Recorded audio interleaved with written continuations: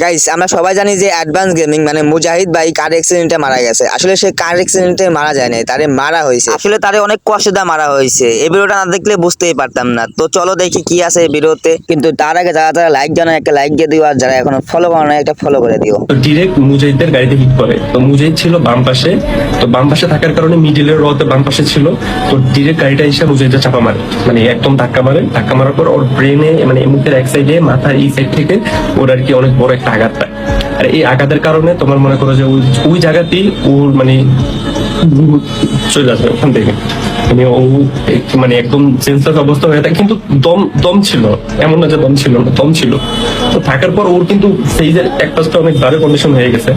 তো ও যখন পড়েছিল তখন ও মানে ওর ওয়াইফ যে আরিফা ছিল, ও তখনও মানুষের কাছে যাইতেছিল যে আমার হাজবেন্ডকে নিয়ে যান, আপনারা একটু হাসপাতাল নিয়ে যান, যদি কোনো সমস্যা হয় আমি দেখবো। অনেক রিকোয়েস্ট করছে, অনেক ভাই প্রচুর রিকোয়েস্ট করছে, কিন্তু কেউ আসে নাই ভাই। সিঙ্গেল একটা পার্সনও আসে নাই, একটা পার্সনও আসে নাই ওর কাছে, নেয় নেয় ওরে। ওই অবস্থাতেই ওখানেই ওইভাবে ও মারা গেছে। হাসপাতাল নিতে নিতে ও শেষ, অনেক কষ্ট পায় মরছে।